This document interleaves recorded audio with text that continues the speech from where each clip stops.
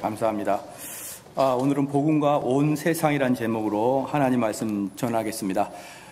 오늘의 주 타깃은 온 세상입니다. 왜냐 그러면 복음이라는 것은 로마서 전체를 통해서 배워야 되는 게 복음이기 때문에 그렇습니다. 로마서는 다른 서신들에 비해서 가장 그 복음을 잘 설명한 거예요. 왜냐 그러면 다른 서신서들은 교회의 문제들이 발생했을 때 그 문제들을 해결하면서 교리를 이야기하고 그에 대한 대안을 이야기했기 때문에 전쟁과 교회의 싸움의 결과물이 고린도 전후서나 갈라디아서나 이렇게 나오거든요. 근데 로마 교회 같은 경우는 교회가 전혀 싸움이 없었던 평온한 상태에 이 로마서를 쓴 거예요. 그러니까 바울이 로마서 쓸 때는 그 교회의 어떤 유익을 위해서 이렇게 그 싸움을 분쟁을 막기 위해서 쓴 게 아니라 기독교는 이거다라는 걸 보여주기 위해서 로마서를 썼기 때문에 다른 모든 서신서도 중요하지만 로마서는 기독교 전체를 다루고 있는 핵심적인 것이다. 그래서 로마서가 오히려 요한복음, 마태복음, 복음서보다 오히려 복음을 잘 설명한 게 로마서예요. 그래서 그 마틴 루터가 얘기했지 않습니까? 나에게 무인도로 가게 된다 그러면 나는 로마서하고 요한복음만 가지고 가도 복음을 다 설명해낼 수 있다라고 이야기했던 이유가 이 로마서는 복음은 무엇이다 라는 것을 이야기하는 게 로마서이기 때문에 이 복음이 무엇인지는 차츰차츰 갈 것이고 이 복음을 이해하기 위해서 배경을 우리는 좀 더 많이 공부를 할 필요가 있다. 근데 오늘 그 중에서 뭐냐면 온 세상을 이야기하는 것입니다. 온 세상이 어떤 것인지 14절 말씀에 보니까 헬라인이나 야만인이나 지혜 있는 자나 어리석은 자에게 다 내가 빚진 자라 이렇게 얘기했거든요. 여기서 헬라인이나 야만인이나 할 때 옛날에는 헬라어로 모든 문명이 기록되어 있었습니다. 학문도 그렇고요. 이 당시에 학문도 그렇고 예술도 그렇고 문화도 그렇고 모든 게 헬라어를 할 수 있어야만 접근 가능했던 시대였거든요. 그렇기 때문에 헬라어를 모르는 자들은 야만인이었어요. 그러니까 우리가 생각하는 어떤 야만인의 개념보다는 외국인이다라고 표현합니다. 이방인 또는 외국인이다. 그러니까 지금 이 말씀은 뭐냐면 헬라어를 잘하고 있는 지식인이나 헬라어를 잘 모르는 지식인이 아닌 자나 비지식인이나 상관없이 복음은 전파돼야 된다. 이 말이에요. 14절 말씀에 헬라인이나 야만인이나 말하면서 그 다음에 곧바로 지혜 있는 자나 어리석은 자나 이렇게 나와 있잖아요. 요게 두 사람을 이야기하는 게 아니라 한 사람, 즉 헬라인은 지혜인이고 비헬라인 야만인은 어리석은 자다라는 거예요. 그렇기 때문에 복음을 전달하는 사람, 복음을 전파하는 첫 번째는 뭐냐면 지식인이나 비지식이나 상관없이. 그 다음에 16절에 보면은 내가 복음을 부끄러워하지 아니하노니 이 복음을 모두 믿는 자에게 구원을 주시는 하나님의 능력 땜이라. 첫째는 유대인에게 또한 헬라인이라. 이게 뭐냐면 종교인이나 비종교인이라. 그러니까 지금 이제 14절 16절에서 나타나고 있는 게 뭐냐면 세상의 땅끝까지 세상은 뭐냐? 이게 뭐냐면 그가 배우든 배우지 않았든 관계없다는 거예요. 복음은. 그가 종교인이든지 종교인이 아니든지 관계없이 복음이 필요하다는 거예요. 그래서 오늘 두 가지를 좀 더 세밀하게 보겠습니다. 이 예수님의 복음은 사람의 많이 배우고 적게 배우고의 관계가 없는 거예요. 예를 들어 요한복음 보면요 니고데모 이야기가 나옵니다. 그리고 요한복음 4장에는 곧바로 사마리아 여인 이야기가 나와요. 한 장 차이로 니고데모 이야기, 그다음 사마리아 이야기 이렇게 한 장으로 편집된 이유는 뭐냐 그러면요 이 니고데모하고 사마리아를 정확하게 좀 비교해보라 이거예요. 정확하게 둘을 비교해봐라. 첫 번째 니고데모는 남자입니다. 사마리아 여인은 여자예요. 이 차이가 지금은 별 차이가 아니지만 당시는 엄청난 차이겠죠. 제가 알기로는 미국도 참정권, 즉 여자가 투표할 수 있는 것도 겨우 100년도 안 됐다고 그럽니다. 1900년도 초에나 가서야 여성들이 투표에 참석할 수 있었고 더 놀라운 것은 저 유명하고 선진화된 하버드 대학교 같은 경우도 1950년대까지는 남자만 들어갔다고 해요. 그러니까 이 여성의 지위와 여성의 인권이 향상된 게 사실 몇 년 안 됐던 거예요. 특별히 우리나라 동양 같은 경우. 근데 2000년 전에는 말할 수도 없는 거죠. 그럴 때 니고데모는 남자고 사마리아인 여자예요. 아주 극명하게 대비를 해주고 있는 겁니다. 또한 니고데모는 남자일 뿐만 아니라 유대 관원입니다. 유대인 중에서도 가장 훌륭한. 그리고 사마리아 여인은 이름처럼 유대인들이 아주 싫어하는 사마리아인 여자예요. 우리로 말하면은 이방인 또는 호녀라 또는 뭐라 그럴까요? 또는 그 뭡니까? 사회 주류가 아닌, 또는 그 친일파 뭐 이런 개념인 거예요. 사마리아 사람이라는 것은요, 다른 외부인들에 대해서 호의적이고 다른 외부 사람들과 혼혈을 하고 이렇게 해서 유대인들에게는 아주 뭐랄까 이방인보다 더 싫은 게 사마리아인이었거든요. 그래서 유대인들은 사마리아가 이스라엘의 중간에 끼어 있어요. 그래서 가장 위에 있는 곳과 밑에서 이렇게 여행할 때는 사마리아를 거치지 않으려고 돌아가는 것들이 이스라엘 백성들의 특징인데, 그런데 니고데모는 유대인의 관원, 유대인 중에서 최고 좋은 사람. 또 이 여인은 여자도 문제인데 사마리아인, 아주 문제가 심각한 것이죠. 그 다음에 유대인의 관원이었기 때문에 이 사람은 랍비와 같아요. 그래서 도덕적으로 청결한 자. 이 사마리아 여인은 술집 여자 같았으니까 도덕적으로 불청결한 자. 그리고 이 니고데모는 배운 자, 사마리아 여인은 배우지 않은 자. 또 배웠는데 니고데모는 진리에 관심이 있어가지고 예수님께 나와가지고 어떻게 해야 영생을 얻나이까라는 질문을 했고, 사마리아 여인은 질문 자체, 뭡니까? 영생 자체, 진리 자체에 관심이 없는, 전혀 다른, 둘 다 180도 다른 것을 요한복음에서는 딱 3장 4장에서 비교 분석해 줍니다. 비교 분석해 줘요. 왜 이렇게 비교 분석해 줬느냐? 복음은 사람을 외모로 취하지 아니한다라는 걸 보여주게 해요. 많은 경우에 제가 설교를 했었는데 자꾸 우리나라 사람들은 비교 분석, 그 사람을 외모로 평가하는 경우가 대단히 많아요. 그것도 약간의 어떤 그 사회의 어떤 정의를 외치는 자들, 그들은 사람을 정확하게 외모로 봅니다. 어떻게? 가난한 자는 선한 쪽으로 봐요. 그리고 부자들은 전반적으로 악하다고 보는 그 틀을 가지고 있습니다. 그 틀을 가지고. 그래서 우리는 어쨌든 가난한 자를 돕는 것이 선이라고 봐요. 그게 바로 사람을 외모로 보는 거 아닙니까? 사람이 돈 많다고 악하고 사람이 돈 없다고 선합니까? 그거야말로 외모로 보는 것이죠. 많은 사람들이 그래요. 야, 외모로 보지 마라. 좋은 양복 입었다고 좋은 사람이고 나쁜 옷 입었다고 나쁜 사람이야. 그렇게 보는 시대는 이미 끝났어요. 우리나라가 누가 그렇게 봅니까? 오히려 청렴결벽하게 안 좋은 차, 안 좋은 옷을 입고 있는 사람을 더욱더 높이 보는 경향이 있고, 번들번들하게 좋은 옷 입고 좋은 차 타고 가면 저는 분명히 아주 세속적인 사람이라고 손가락질하지 않습니까? 맞죠? 누가 좋은 차 탄다고 그를 존중해 줍니까? 지금 대한민국에서. 저는 그게 차별적인 시각이고, 그게 바로 사람을 외모로 판단하고 있는 지금 현재 한국 사람들의 지성인들의 보편적인 형태라고 보이는 거예요. 그래서 우리는 사람들을 자꾸 외모로 보는 편이 있어가지고, 우리가 복음을 전할 때도 선교지에서 선교하는 사람 보십시오. 선교하는 사람들이 선교할 때 그 나라의 정치인들이나 그 나라의 교수나 그 나라의 최고 대학에서 선교하는 게 아니라 거의 대부분 고아, 거의 대부분 초등학생, 거의 대부분 가난한 자들, 그렇게 선교하고 있습니다. 왜? 외모로 평가하니까. 쟤는 분명히 많이 배웠으니까 복음을 못 받아들일 거야. 쟤는 못 배웠으니까 복음을 받아들일 거야. 목사님, 제 친구한테 절호의 복음을 전할 기회가 왔습니다. 왜 그러는데요? 사업이 쫄딱 망했거든요. 인제야 복음이 들어갈 때입니다. 그 사람도 기본적으로 사업이 잘 될 때는 복음이 들어가지 않을 것이고, 사업이 망할 때야 비로소 복음이 들어갈 것이라는, 사람을 외모로 평가하고 있는 거예요. 자기가 정의로운 척하면서 말입니다. 그런데 베드로가 뭐라고 했습니까? 사도행전 10장 34절 35절 말씀에 내가 참으로 하나님은 사람의 외모를 취하지 아니하시고 각 나라 중 하나님을 경외하며 의를 행하는 사람은 하나님이 받으실 줄 깨달았도다. 사람은 외모로 평가하면 안 됩니다. 그가 부자라고 해서, 그가 성공했다고 해서, 그가 공부를 많이 했다고 해서 복음을 덜 받아들이고, 그가 망했다고 해서, 그가 심적으로 부담감이 있다고 해서 복음을 잘 받아들이고, 그런 거 아닌 것을 믿으셔야 되는 것입니다. 자꾸 사람들은 자꾸 사람을 외모로 평가하는 거예요. 정말 어리석지 않습니까? 만약에 저희 교회가 한 10,000명 돼보십시오. 10,000명 돼가지고 엄청나게 제가 돈도 좀 번다고 생각해 봅시다. 근데 제가 프라이드 타고 다니고 제가 티코 타고 다니면 어때요? 많은 교회에서 야, 저 목사님 청렴결백하다.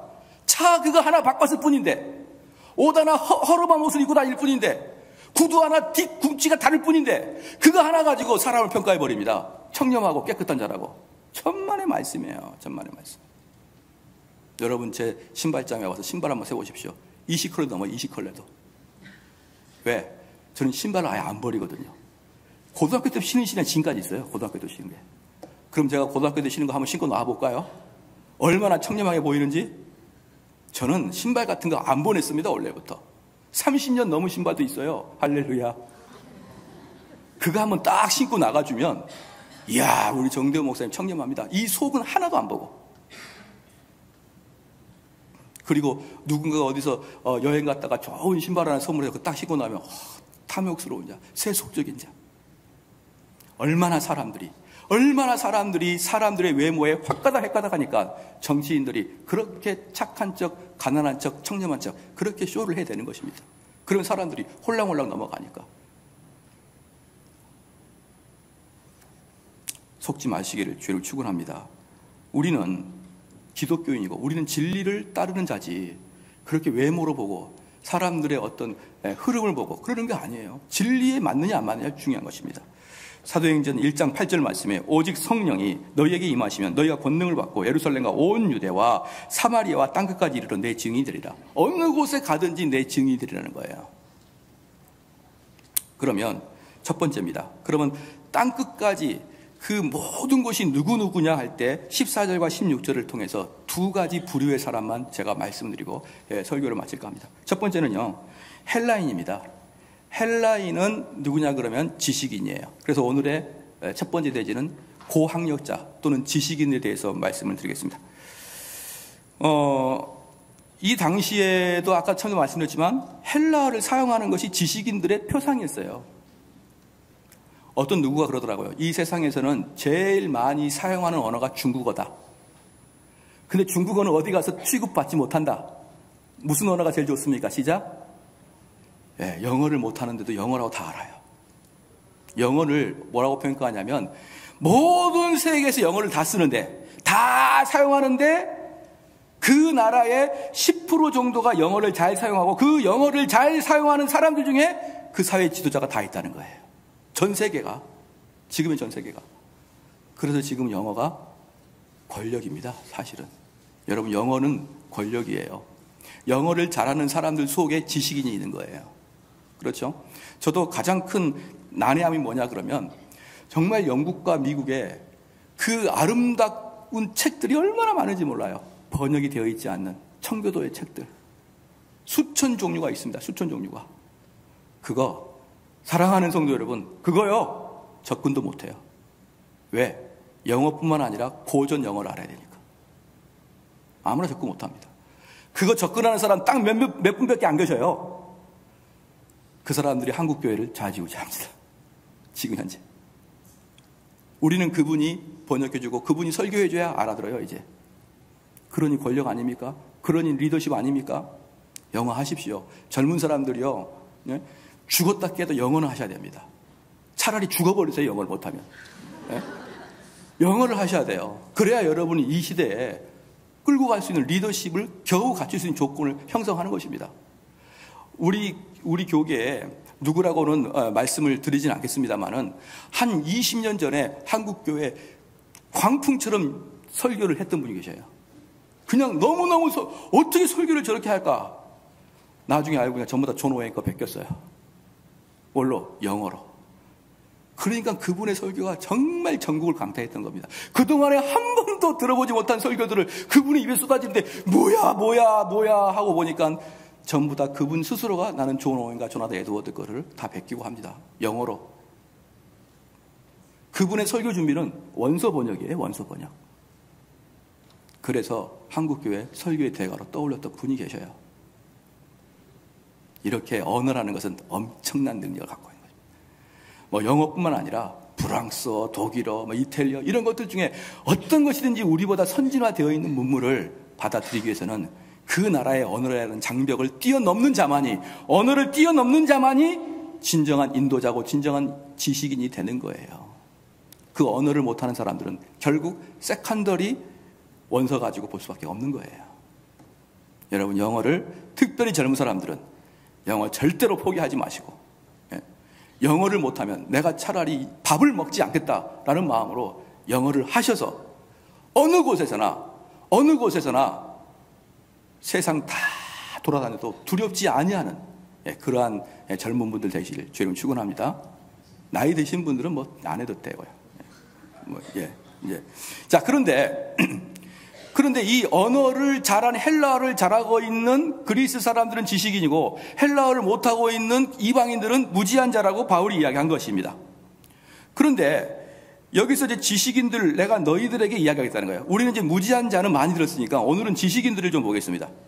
지식인들은요, 여러분 하나님 앞에서 두려워 떨어야 됩니다. 왜 두려워 떨어냐면 그 지식인들도 어쨌든지 자기의 일생일대를 하나님의 심판대 앞에서 다 보고할 때가 다가오고 있으니까. 시간은 쏜 화살같이 지나가고 있는데 나의 무덤이 가까이 왔다는 것을 여러분도 알고 있잖아요. 근데 그 무덤이 가까이 오는 것은 언제인지 모르는데 어쨌든 오늘 하루 지나가면 무덤이 한 발자국 더 간단 말이죠. 그럼 무덤에 도착했을 때, 그리고 이제 하나님 앞에 섰을 때 저와 여러분은 전부 다 그 백보자 심판대 앞에서 모든 걸 다 드러내는 그러한 일들이 있을 것입니다. 그럴 때 지식인이라고 해서, 그때 고학력자라고 해서, 그때 많이 배운 자라고 해서 하나님이 그에게 열애를 시켜주지 않아요. 야, 너는 학위가 뭐냐? 예, 뭐 저는 학사입니다. 학사는 좀 그런데. 저는 석사입니다. 석사는 좀 합격할 만하다. 일단 보류. 박사는 일단 들어와라. 이렇게 하나님이 사람들을 심판하시겠느냐 이 말이에요. 너는 뭐냐? 검정고시 중졸인데 안 되겠다. 너는 좀 옆에서 빠져 있어봐라. 하나님이 그렇게 하실 분이겠느냐고요. 그렇기 때문에 내가 많이 배우고 내가 고학력자라는 것은 하나님 앞에서 아무것도 나를 주장할 수 있는 게 아니에요. 그런데 너무나 많이 고학력자들이 이 세상에서의 높임을 받고 살아오기 때문에 이 사람들이 참으로 어려움에 빠지게 되어 있는 것이에요. 그래서 제가 고학력자들의 가장 큰 어려움을 제가 좀 말씀을 드릴게요. 이 포이에르 바흐라는 사람이 있어요. 포이에르 바흐라는 사람이 1804년에서 태어나서 1872년에 죽은 사람입니다. 요 때가 언제냐 그러면요. 프랑스 혁명이 1787년에 시작했다가 1799년에 프랑스 혁명이 끝났어요. 그러니까 지금 유럽은 온통 혁명의 분위기에 도가니에 쌓여 있었습니다. 온통 혁명의 분위기에. 요 혁명의 분위기 정점에 포에르 바흐가 1804년에 태어나서 1872년에 죽은 거예요. 여러분 잘 들어야 됩니다. 이 프랑스 혁명을 내가 어떻게 취급하느냐? 내가 프랑스 혁명을 이 현대시대에 발달하는 중요하고 아주 선한 것이 프랑스 혁명이다라고 체크를 할 것인가? 아니면 프랑스 혁명은 기독교를 박살낸 아주 악한 것인가라고 여러분이 판별할 때 그때부터 이미 우리들의 성향은 달라지는 거예요. 프랑스 혁명을 좋게 보느냐? 프랑스 혁명을 나쁘게 보느냐? 여기에 따라 여러분들은 기독교인이냐 아니냐가 구별되기 시작합니다. 여러분 조심하셔서 잘 들어요. 지금 프랑스 혁명에서 나쁘게 말하는 사람 저는 거의 보지 못했는데 기독교에서는 프랑스 혁명을 대단히 위험하게 봅니다. 왜냐 그러면요. 프랑스 혁명은 중세 기독교의 반대에서 태어났기 때문에요. 그들은 기독교를 완전히 비아냥거리고 완전히 무시했습니다. 왜냐 그러면은 기독교가 엄청난 해악을 끼쳤기 때문에 그래요. 중세 기독교가 엄청난 해악을 끼쳤기 때문에 이 프랑스 혁명자들은 이 기독교를 얼마나 비아냥거리고 빈정거렸느냐. 혁명 성공한 이후에 일주일을 7일에서 10일로 바꿔버렸어요. 일주일을 7일에서 10일로 바꿨습니다. 왜요? 그동안의 주일을 없애버리려고. 빈정거리면서. 물론 다시 이게 안 좋아져서 7일로 다시 바뀌었는데 이들의 주축 세력들이 기독교를 얼마나 싫어하고 얼마나 빈정거리냐면 무슨 일주일이 하루야. 10일이 하루 동안 쉬어. 그것은 기독교 창피 주기 위한 거였다는 거예요. 요 정점에 포에르 바흐가 글을 썼는데 그 길이 기독교의 본질이란 책이에요. 그 사람이 뭐라고 썼느냐? 신이 인간의 내적 본성의 외적 투사일 뿐이다. 이게 어려운 말인데 어떤 말이냐면 내가 신앙을 가는데 어떤 신앙이냐면요. 내 소원을 성취해 줄 분을 하나님으로 보는 거예요. 그래서 내가 어려움 당해가지고 하나님 내가 밖에 나가서 사람들이 나를 왕따를 시키고 나를 미워하고 그러는데 하나님 정말 힘드네요. 어떻게 하면 좋을까요? 그러면 하나님이 여러분 마음속에 나타나서 어떻게 하냐? 따라 나는 너와 함께 있는 여호와다. 나는 너를 사랑하고 너를 안아주는 하나님이다. 하나님, 밖에서는 나를 그렇게 힘들게 하는데 하나님 나를 이렇게 위로해 주시고 용서해 주시네요. 바로 자기 편인 하나님을 상정한다는 거예요. 네? 아시겠죠? 하나님, 몸이 아파요, 몸이 아파요. 나 좀 고쳐주세요. 딸아, 내가 너의 몸을 치유해 주겠노라. 내가 고통당할 때 내 고통을 해결해 줄 대상으로 하나님이란 분을 상정해 냈다. 이게 포에이 바흐입니다. 포에이르 바흐. 그 전까지는 이게 무엇을 이야기하냐 그러면 그 전까지는 하나님이 인간을 창조했어요. 근데 포에이르 바흐 이후부터는 인간이 하나님을 상정하고 창조한 거예요. 원래는 하나님이 안 계셔요. 원래 신이라는 것은 환상이에요. 없는 겁니다. 없는 건데 인간이 살다 보면 괴롭잖아요. 인간이 살다 보면 하나님이 필요하고 인간이 살다 보면 절대적으로 자기가 해결할 수 없는 게 있지 않습니까? 바로 그때 하나님을 상정하고 그 하나님이 없는데 있는 것처럼 그분에게 기도도 하고 그분에게 의지하면 어떻습니까? 마음의 위로와 소망을 얻는다는 거예요. 이 이야기를 딱 하자. 그 이야기를 이 포에이르 바흐가 딱 글을 쓰자. 유럽은 불에 기름 뿌리듯이 이 사람을 확 태웠습니다. 맞다. 우리가 지금까지 종교를 가졌었는데 사실 존재하지 않는 신을 섬기고 있었을지도 모르겠다. 이렇게 생각한 거예요. 진짜네. 우리가 지금까지 생각해 보니까 우리가 하나님을 위해서 헌신한 게 아니라 하나님이 전적으로 나를 위해서 위로하고 나에게 치료해 주시고 내가 어려울 때 나에게 소망 주셨던 그 하나님이었는데 가만히 생각해 보니까 포에이르 바흐처럼 가만히 생각해 보니까 우리가 상상 속에 만들어 놓은 신일 수도 있겠네 이렇게 생각한 겁니다. 이걸 1804년에서 태어나 1872년에 죽었던 포에이르 바흐를 그대로 가지고 갔던 사람이 1818년에 태어났던 마르크스입니다. 마르크스 뭐라고 그랬냐면 신은 없는데 사람들이 자꾸 교회 가서 위로받고 오니까 사람들이 자꾸 교회에서 위로받으니까 혁명이 되지 않아요. 혁명을 하려면 기본적으로 뭐가 있어야 됩니까? 분노가 있어야 돼요. 젊은이여 분노하라. 분노가 있어야 혁명이 되는데 아니 이 사람들이 없는 교회 가가지고 없는 신한테 가가지고 그 없는 신한테 만족을 하고 위로를 받고 오니까 혁명의 의지가 불이 꺼져 버리니까 마르크스는 종교를 인민의 아편이라고 했습니다. 그리고 그 아편은 필리핀 대통령 두테르테처럼 없애버려야 될 존재예요.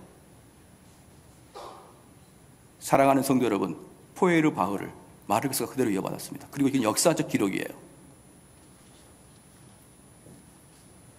그 다음에 그 당시에 또 한 명의 대단한 사람이 나타났는데 1856년도에 태어나서 1939년에 죽은 프로이트입니다. 프로이트는 뭐라 그랬냐면 원래 그 사람은 개인적 심리치료와 정신의 이해를 그 사람은 추구했는데 나중에 점점 보니까 개인의 심리치료에서는 머물면 안 되고 이게 종교적인 형태까지 들어가야 치유가 된다는 걸 알고 그때도 종교에 대단히 큰 관심을 가졌어요. 그래서 마르크스가 무슨 책을 썼냐면 강박 행동과 종교 행위, 토템과 터부, 인간 모세와 유일신교 이런 책을 쓰면서 결국 이 사람이 뭐라 하게 되냐. 인간은 어릴 때부터 리비도라 그래요. 리비도라 그러는데 어릴 때부터 그 나이에 맞는 본능이 있다는 것입니다. 근데 그 본능을 교회에서는 죄라고 이야기한다는 거예요. 그리고 죄를 계속 억누르는 것이죠. 그럼 나중에 이게 폭발해버려요. 이게 강박증이에요. 이게 폭발해버립니다. 그러면 프로이드가 이야기하기를 종교의 의미는 무엇이냐? 프로이드는 분명히 이렇게 했어요. 원래 하나님은 계시지 않는데 인간의 이기적인 것을 너무 다 극단적으로 내면은 사회가 불안정하니까 이기적인 것을 극단적으로 내면 사회가 불안정하니까 너희가 절제할 수 있도록 신이 필요하다라고 하는 거예요. 그러니까 신이 필요한 이유는 뭐냐면 사회의 안정을 위해서 신이 필요하다는 거예요. 진짜 신은 없는데. 그런데 가만히 보니까 이 종교가 억압하니까 오히려 교회에서 강박증 환자가 생기고 오히려 비윤리적인 사람이 생기니까 지금은 종교가 필요 없다. 그래서 이런 말을 했습니다. 인간 모세와 유일신교에서 이렇게 얘기했어요. 모세의 십계명을 대신해서 프로이트의 정신분석학을 주겠다는 거예요. 지금 무슨 말입니까? 유대 기독교는 사라지고 이제 프로이트의 정신분석학이 그 자리를 대신하겠다. 이게 프로이트입니다. 이게 누굽니까? 전부 다 19세기 중반 후반에 이런 일이 일어났고 이런 일이 일어났어요. 그런데 여러분, 포에르바흐나 마르크스나 프로이트나 누가 배우니까 시작, 먹물 좀 먹은 사람들이 배우는 거예요. 대학 가면 다 배워요. 이들이 누굽니까? 다 안티기독교 적그리스도예요. 그런데 대학을 안 갔으면, 좋은데 학교를 안 갔고 학위가 없으면 이런 사람들을 배울 일이 별로 없는데 공부 좀 했다 그러면 이런 사상에 물들기 시작합니다. 그리고 이 사상의 결정체가 누구냐 그러면 하버드 대학교의 현대 교육학의 아버지 존 듀이가 이들의 사상을 가지고, 특별히 프로이드 이론을 가지고 현대 교육학을 만듭니다. 그리고 그 현대 교육학을 만들었는데 그 현대 교육학은 우리나라 사범대, 교대 다 이 철학을 배웁니다. 그러니 그 철학의 배경에는 뭐가 있냐 그러면 예수님을 빈정거리고 비아냥거리고 최소한 인본주의고 최소한 무신론적 관점에 철학과 사상으로 무장된 수많은 선생님들이 앞다투어 학교 강단에 올라와서 여러분과 저의 자녀들을 가리킬 때 거기서 충실히 교육받으면 무신론자로 변경돼서 나옵니다. 여러분 무섭지 않나요? 학교에서 배우는 것들은 전부 다 기독교를 반대하는 것을 배우는 거예요. 그럼 저는 학생에게 말합니다. 우리 딸한테도 말해요. 학교에서 뭔만 하면 되냐? 영어는 무조건 해라. 수학, 국어 열심히 해. 그 대신 사회하고 국사는 항상 다시 생각해봐라. 너희 학교 사회선생과 국사선생은 잘못된 사상에 잘못된 사상으로 물들었을 확률 99.9%다. 그분들의 이야기는 귀담아 듣지 말고 일단 국영수 중심으로, 국영수 중심으로 열심히 해라. 언제든지 영어는 들어가요. 여러분, 이게 한국 사회뿐만 아니라 모든 세계에 동일한 것입니다. 모든 세계에 동일한 거예요. 그러니 이런 지식인들이 하나님의 원리를 받아들인다는 게 얼마나 어려운지 여러분 아시겠죠? 공부를 많이 하면 할수록 이 지식에 더욱더 노출이 됩니다. 이 지식은, 그래서 그들은 하나님의 원리, 제가 언젠가 이런 강의를 했었어요. 이런 예화를 들었는데 이겁니다. 교회에서 이제 수련을 갔다니까요. 아마 제가 한 10번은 그 예화를 듣게 다 할 거예요. 수련을 갔는데, 전교인 수련을 갔는데 목사님이 잠시 자리를 비운 사이에 우리 안수 집사님과 장로님들이 고스톱을 쳤다니까요. 이 예화 아시죠? 그런데 목사님이 안 계신다고 우리가 고스톱을 치니까 좀 미안하니까 기독교적 관점으로 고스톱을 칩시다. 그래서 기독교적 관점을 쓰니까 먼저 뭐부터 할까요? 시작? 기도부터 시작하죠. 하나님, 우리가 형제의 우애를 다지게 하여 주시옵고 이 고스톱 안에서 욕심 부리지 않게 하여 주시옵고 항상 내 이웃을 내 몸처럼 사랑할 수 있는 고스톱 되게 해 주시옵소서. 아멘 했어요. 그리고 한참 치다 보니까 그래도 좀 찝찝해. 그러면 어떡합니까? 따는 사람이 11조를 떼요. 요건 내가 11조를 꼭 내가 하겠습니다. 그리고 장로님들이 어떻습니까? 패가 안 나와요. 그럼 패가 안 나오면 패를 들고 보기 전에, 치기 전에 주여 하면서 딱 들으면 패가 나오면 아멘 하는 거죠. 자, 이러한 것들로 하면서 고스톱을 쳤어요. 그리고 마지막에 주님 가르쳐 주신 기도로 마치겠습니다 하면서 마쳤어요. 이게 기독교적 고스톱이냐고요. 여러분, 이게 기독교 고스톱인가요? 근데 지성인들은요, 온통 이런 사상에 물들어 있는데 거기에 하나님, 예수님, 성령님만 들어가 있어요. 기독교는요, 그게 기독교가 아니에요. 기독교는 가는 길입니다. 길. 기독교는 목적 자체도 바라야 되지만 가는 길도 발라야 돼요. 여기까지 가는 길 자체가 세속적이요, 유물론적이요, 여기까지 가는 자체가 이방적이라 그러면 그건 이미 기독교가 아니에요. 근데 많은 경우에 특별히 지성인들은 가는 것 자체는 유물론적 사고로 갑니다. 그리고 거기에 주님만 붙여놔요.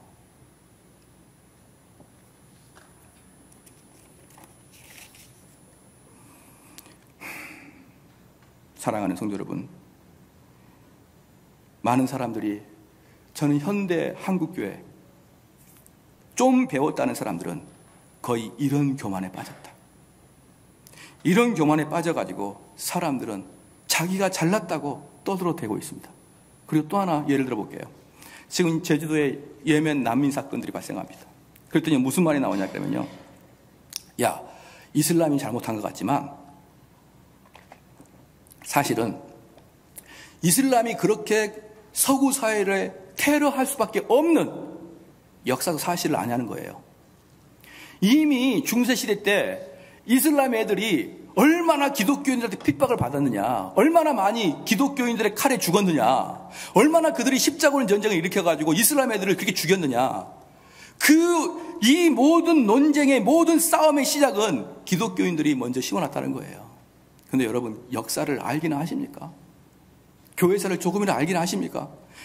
십자군이 처음에 만들어진 제가 언제냐면 1095년에 만들어졌어요. 1095년에 만들어서 1456년까지 361년 동안 약 8차 원정에 의해서 십자군 전쟁이 일어났습니다. 그때 십자군 전쟁이 1095년에 만들어질 때 모토가 뭔지 아십니까? 우리의 성지 예루살렘을 회복하자예요. 우리의 성지 예루살렘을 회복하자는 것입니다. 이게 무슨 뜻이냐 그러면요, 이미 1000년 이전부터 이슬람 애들은 강력하게 유럽을 공격했었어요. 그래서 그들의 기도는 뭐였냐면, 아침 식사할 때 기도, 저녁 식사할 때 기도 뭐냐면, 하나님이여 우리를 아침에는 훈족의 화살로부터 우리를 건져주시고 저녁에는 무슬림의 칼로부터 우리를 건져주세요. 이게 유럽인들의 일반적인 식사 기도였습니다. 그런 식으로 엄청나게 당하다가 북아프리카에서부터 올라온 이슬람엘로부터 스페인을 빼앗기고, 지금의 터키 쪽에서부터 오는 사람부터 예루살렘을 빼앗겼어요. 그렇게 되자 십자군을 맞는 겁니다. 누가 십자군이 이슬람을 괴롭혔다고 합니까? 이슬람이 유럽을 괴롭히니까 십자군을 맞는 것이죠. 제발 인터넷에서 대충 듣고 아는 척하지 않기를 바랍니다. 그리고 그 말을 들으면서 우리 기독교가 좀 잘못했나 보다, 그렇게 동의해 주지 않기를 바랍니다. 이슬람의 악하고 잔인함이 결국 십자군을 유발시켰던 거예요. 물론 그 십자군 안에 각 군대, 프랑스 군대, 독일 군대 파견했겠죠. 그때 왕들은 또 다른 속셈을 갖고 있긴 했었어요. 이걸 내가 파견함으로 더욱더 우리 국토를 넓히겠다. 그러나 어쨌든 외면적으로, 어쨌든 궁극적으로, 객관적으로는 뭡니까? 이슬람의 침범입니다. 침범이에요. 저는 말도 안 되는 소리로 지식인인처럼 하면서, 내가 비록 기독교인이지만 기독교에 잘못한 것은 반성해야지 그러면서 일반 안티들이 이야기하는 그대로 이야기하는 사람은 저는 너무 많습니다. 또 하나 얘가 그거예요. 칼빈이 제네바에서 사람을 죽였답니다. 칼빈이 사람을 죽이는 건 당연한 거 아니냐라고 이야기하는 것이죠. 그러나 이거하고 똑같습니다. 첫 번째가 뭐냐 그러면, 이미 1500년도 1600년도에 제네바는요, 중세시대 때 신정 국가가 아니에요. 정치와 종교는 완전히 분리된 상태였습니다. 칼빈이 제네바에서 사람을 학살했다는 것은 정대호 목사가 삼송에 있는 사람들을 학살했다는 똑같아요. 목사는 이미 그럴 수 있는 능력이 없었던 것입니다, 그 당시에. 그런데 그걸 가지고 칼빈이 사람을 죽였지 않냐, 그러니까 이름이 칼자가 들어가지, 이러면서 막 하는 거예요. 저는 부탁을 드리고 싶은 게 뭐냐면, 여러분들이 진심으로 기독교를 알고 싶으면은 목사한테 배우면 돼요. 목사한테. 왜? 목사가 기독교의 전문가잖아요. 만약에 내가 진심으로 주식을 알고 싶으면 누구한테 가면 됩니까? 주식을 가리키는 자한테 가고, 내가 진심으로 무슨 목공을 하고 싶으면 목수한테 가서 배우고, 내가 진심으로 요리하고 싶으면 요리사한테 배우고, 내가 기독교를 알고 싶으면 목사한테 배워야 되지. 왜 기독교를 리차드 도킨스한테 배우냐고요. 왜 기독교를 머리빡 깎아서 내 말 들어봐 한테 도울한테 듣냐고요. 그 사람들이 뭘 합니까? 정말 중요한 기독교는 신학 교수와 목사한테 들어야 되는데, 어떻게 된 게 기독교를 알려고 전부 다 비본질적인 사람들 찾아가가지고 그들의 책을 한 권 읽고, 야, 기독교가 이렇게 비리가 있었구나, 기독교 이렇게 문제가 있었구나, 그리고 지성인인 척 하고 있습니다. 사랑하는 성도 여러분, 회개하셔야 됩니다. 회개하셔야 되는 거예요. 그리고 뭡니까? 그들이 말하고 있는 지식이라는 것은 겨우 대학교 1학년 들어갈 때 교양 과목 수준 정도의 기독교를 가지고 그렇게 까대는 거예요. 그리고 누구도 교회 안에 있는 지성인도 그렇습니다.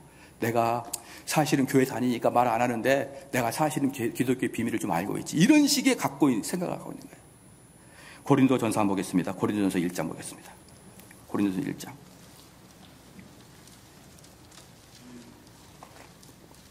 그런 사람들에게 바울이 어떻게 그런 사람을 평가하느냐.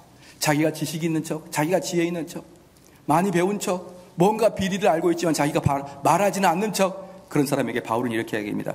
고린도전서 1장 20절 말씀에 지혜 있는 자가 어디 있느뇨? 선비가 어디 있느뇨? 이 세대의 변사가 어디 있느뇨? 하나님께서 이 세상의 지혜를 미련케 하신 것이 아니뇨? 야, 이 세상의 지혜가 어디냐? 이 세상의 지혜? 아이고야, 그 학위?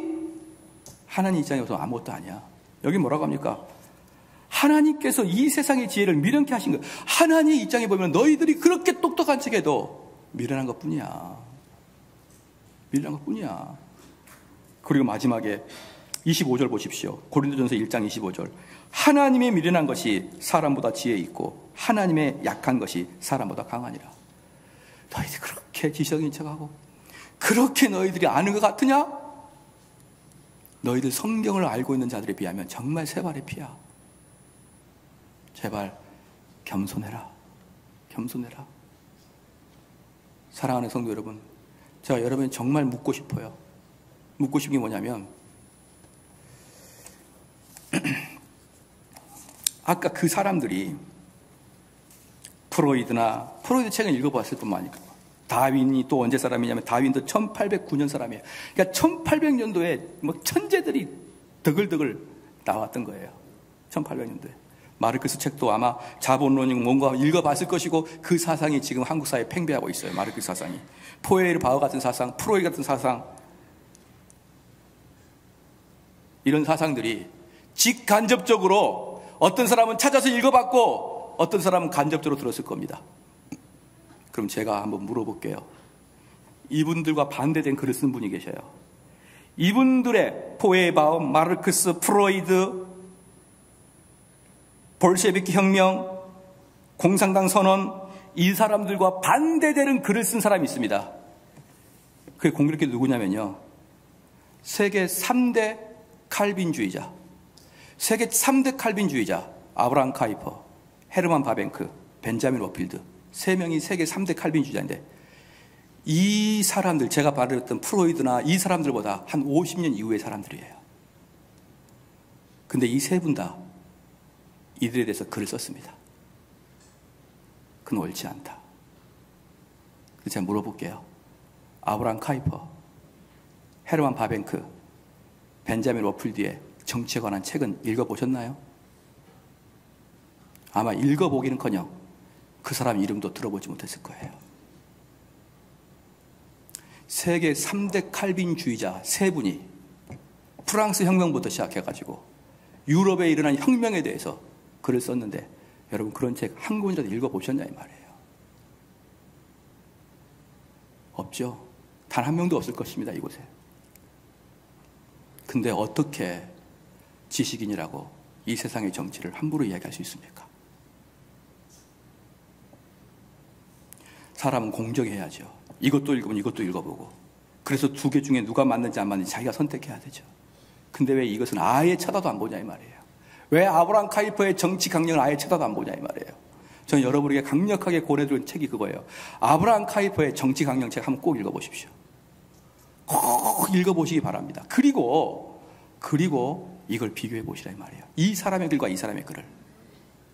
제발 우리는 합리적인 사람이고 우리는 객관적인 사람이고 우리는 감정에 치우치지 말고 누가 옳은 것을 분명히 비교 분석하여서 옳은 걸 따라가야죠.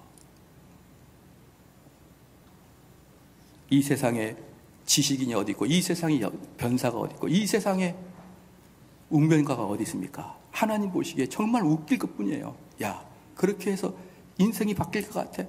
너희들의 이론이 인생을 바뀔 것 같아? 너희들의 이론이 사회를 바뀔 것 같아? 야, 나는 참 너희들이 하는 것이 우습다.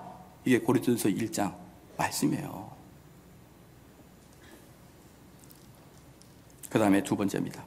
두 번째. 이제 지혜 없는 자들은 뭐 많이 이야기했으니까 지혜 없는 자는 이야기 안 해도 될 것 같고요. 15절 말 그러므로 나는 할 수 있는 대로 로마에 있는 너희에게도 복음을 전하기를 원하노라. 이 로마에 있는 너희들은 뭐냐 그러면은 보편적인 사람을 이야기하는 거예요. 보편적인 사람. 그 다음에 16절입니다. 내가 복음을 부끄러워하지 아니하노니 이 복음 모든 믿는 자에게 구원을 주시는 하나님의 능력됨이라. 첫째는 유대인에게 또한 헬라인에게라. 여기서 이제 유대인과 헬라인은 아까는 헬라인과 이방인은 지식인과 비지식인. 그래서 그 중에서 지식인에 대한 문제를 살펴봤고요. 이번에는 종교인과 비종교인. 이제는 종교인의 문제를 살펴보겠습니다. 종교성이 강한 자들의 문제. 본문에서는 아주 분명하게 유대인이라고 딱 정확하게 센텐스를 박아놨어요. 그리고 이 유대인이 어떤 사람이냐면 구약 성경은 유대인의 책입니다. 즉 유대인들은 성경의 사람들이에요. 복음을 전파하는 바울, 베드로 모두 유대인일 뿐만 아니라 예수님도 유대인이었습니다. 그런데 왜 이렇게 유대인을 아주 정식적으로 썼느냐? 어느 나라 민족보다 복음을 가장 받아들이지 않았거든요. 복음이 유대인으로부터 나왔는데 요상하게도 어느 나라보다는 강력하게 복음을 거절했던 것입니다. 그러면 이들이 왜 복음을 그렇게 거절했냐 그러면요, 이들은 성경을 가지고 있던 사람이에요. 이거 여러분 잘 들어야 됩니다. 성경을 가지고 있는 사람의 가장 큰 두려움과 공포가 이거예요. 유대인들은 이 성경을 가지고 자기들을 내면을 살피지 않았어요. 즉 성경의 궁극적인 목적은 뭐냐 그러면요, 자기 의의 깨어짐입니다. 자기 의의 깨어짐, 자기 주장의 깨어짐. 이게 성경의 목적이에요. 근데 유대인들은 성경은 이걸 가지고 남을 공격해요. 남을 공격합니다. 남을 공격하는 자는 성경을 많이 알면 알수록 유대인이 되는 겁니다. 저는 이게 좀 과장스럽게 말씀을 해서 공포예요, 공포. 왜? 그런 자들이 예수를 죽이니까. 성경 많이 알고 성경과 논리 가지고 다른 사람을 제껴버리고자 하는 자들. 이런 자들이 너무나 많아요.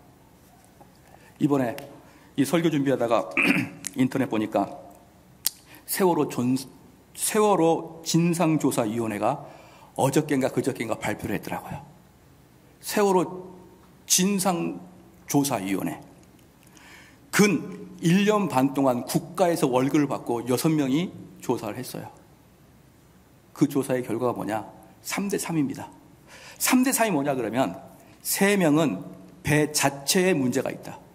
배를 과도하게 개조시켜서 배 수평을 잡는 물도 별로 없고 그래서 애가 넘어졌다. 또 다른 3명은 외부의 충돌 흔적을 없다고 말할 수 없다. 이 2개가 3대3으로 나란히 보고서를 다시 올렸습니다. 결국 뭐냐? 1년 반 만에 결론 없이 끝났어요. 이 세월호가 무트로 올라오면 모든 게 밝혀질 줄 알았었는데 1년 반 동안의 연구조사 결과 이 세월호 사건은 다시 전설 속으로 사라져버리고 말 것 같아요. 이게 자초된 이유를 밝히지 못하는 거예요. 근데 여러분 3대3이에요. 왜 3대3인 줄 아십니까? 처음에 이 진상위원회를 만들 때 3명은 외부 부딪힘을 이야기했던 3명이고 나머지 3명은 외부 부딪힘이 아니라 내부 자체적인 문제에서 무너졌다. 이렇게 3명이 들어갔어요. 그리고 그 3명이 박사같이 1년 반 동안 열심히 연구한 다음에 어떤 결과를 냈느냐? 자기가 처음에 들어갈 때 그 마음을 확고하게 다지는 것밖에 안 했어요. 재밌죠? 그게 뭐냐면 연구해 보다가 나는 원래 이렇게 생각했는데 이게 아니고 이거였구나 라고 하는 사람이 아무도 없다는 거예요. 자기가 1년 반 전에 주장했던 내용을 1년 반 후에 조사해 보니까 그게 맞더라. 이게 사랑하는 성도 여러분, 이게 바로 강팍함입니다. 저는 그 사건을 보면서 그 신문을 보면서 정말 한국인은 강팍하구나. 우리는 내가 가지고 있는 사상과 내가 가지고 있는 경향들이 있거든요. 근데 그 경향이 공부를 해보고 바뀌지 않아요. 오히려 그 경향을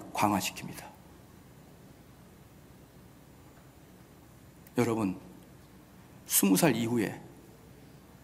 이후에 그전에는 아무것도 몰랐다 치니까 20살 이후에 나는 세상이 이것이 맞다고 생각하다가 쭉 20살, 30살까지 달려왔어요. 근데 40살, 50살 되니까 내가 그때 미련했구나. 내가 가지고 있는 사상이 틀렸구나. 내가 주장하는 게 잘못됐구나. 내 인생을 내가 바꿔야지 라고 획기적으로 바꾸시는 분 계시나요? 거의 대부분 그냥 가요. 그냥 가. 그래서 자기가 주장하는 것을 내가 틀리지 않았다는 것을 증명하기 위해서 성경 찾고 교리 찾고 뭐 찾고 그러는 거예요. 정말 저는 이런 분들을 보면서 공포예요. 공포. 왜? 그들이 예수님을 죽이는 성향들이니까. 절대로 바뀌지 않습니다. 이게 종교성에 물들은 공포입니다. 사랑하는 성도 여러분, 우리는 잔인한 사람이 되면 안 돼요. 잔인한 사람이 되면 안 되고 언제든지 가급적이면 가치 중립적을 하고 내가 주장하는 것과 내가 반대하는 것을 같이 읽어줘야 됩니다. 그게 편견 없는 삶이죠. 여러분 스스로가 편견을 한번 당해보십시오. 이 세상에 어디 외국 나가보십시오. 사람들이 나보고 야, 저 아시안, 아이고 눈 찢어진 사람, 아이고 이상하다, 광대뼈 돌출된 사람, 이런 식으로 저랑 대화도 해보지 아니하고 그저 저를 아시안이라고 하면서 저를 차별하면 얼마나 제가 슬픕니까? 얼마나 제가 분노가 날까요? 근데 왜 여러분들은 여러분이 주장하는 거 외에 다른 것을 안 보시냐 이 말이에요. 같이 중립적으로 봐줘야죠. 그래서 내가 잘못할 수 있잖아요. 나라는 인간이 대단한 존재가 아니지 않습니까? 내가 틀릴 수 있잖아요. 그럼 내가 바꿀 수 있어야죠. 내가 바꿀 수 있어야죠. 가끔 여러분 우리 교회에서도 어떤 일이 가끔 발생하냐면요, 제가 진직에 이런 가끔 강의를 합니다. 우리는 기도가 너무나 지나치게 내 자아 중심적 기도예요. 우리의 기도가. 그러니까 포에르 바와 같은 사람들이 툭 이야기하니까 한마디가 없는 거예요. 전부 다 하나님 내 병 고쳐주고 내 자녀 잘 되고 전부 다 기복적인 기도만 하니까 포에르 바와가 봐라 너희들이 섬기는 신은 전부 다 너희를 위한 신이잖아. 그게 꼭 하나님이 너희를 창조했다는 게 아니라 너희가 그 신을 상징할 수 있지 않냐라고 이야기하니까 사람들이 할 말이 없는 거예요. 그렇기 때문에 우린 기도를 바꿔야 된다. 여러분 기도를 바꿔야 된다고 제가 수없이 얘기했어요. 그런데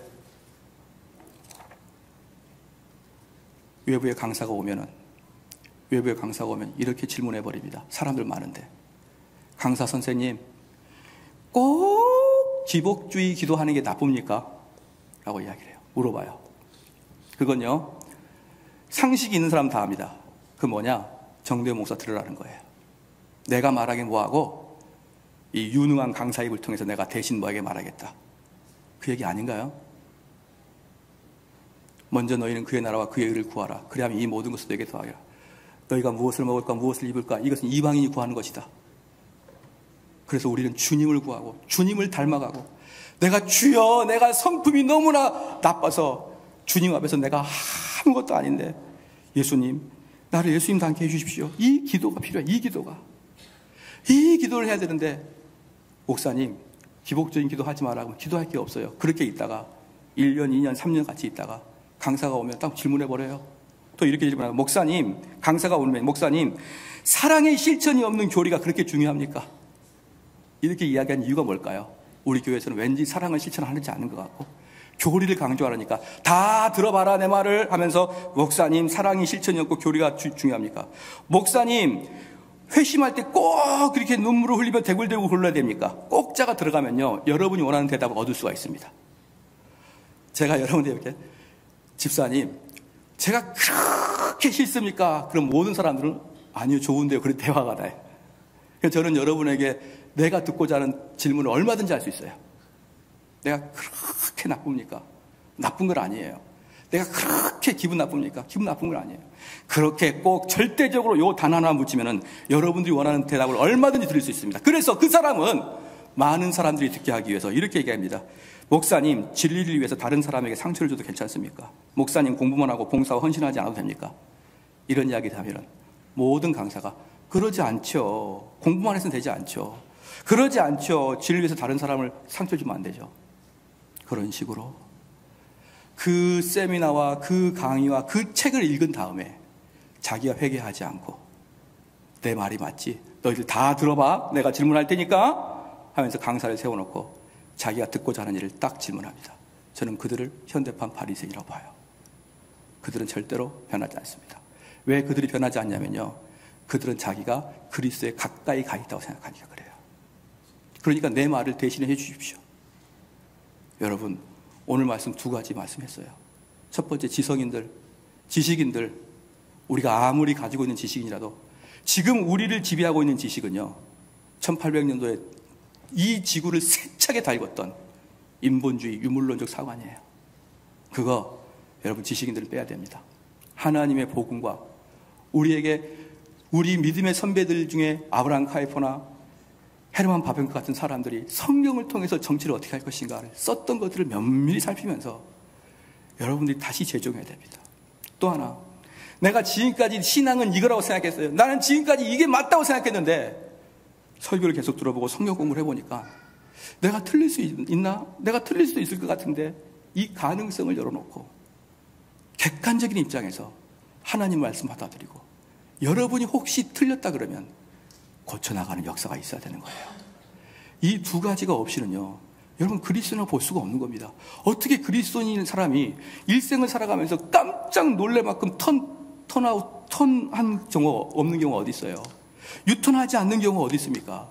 모든 그리스도인들은 자기가 살아가는 방식에서 놀라움을 경험하고 유턴하는 경험이 있어야 되는 건데 어떻게 된 게 그게 별로 없는 거예요. 그냥 그대로 살아가는 겁니다. 내 생각, 내 신앙관, 내 사고, 내 사상 그대로 가는 거예요. 그리고 거기에 뭐만 붙은 거예요? 예수님, 성령님만 붙어요. 여러분, 이러한 것들이 복음을 전할 대상입니다. 이런 자들이 복음을 들어야 되는 거예요. 우리 한번 기도하겠습니다. 기도할 때 이러한 모습들은요, 한국교회 모든 곳에 드러나는 그런 모습들이에요. 그런데 잘 못 느끼죠. 그런데 이러한 것들이 강팍함의 그 대명사입니다. 강팍함의 대명사. 하나님, 나의 잘못함을 깨닫게 하여 주시옵고 내가 하나님 말씀대로 내 삶의 변화와 내 생각과 사상의 변화가 있게 하여 주십시오. 기도 한번 하시겠습니다.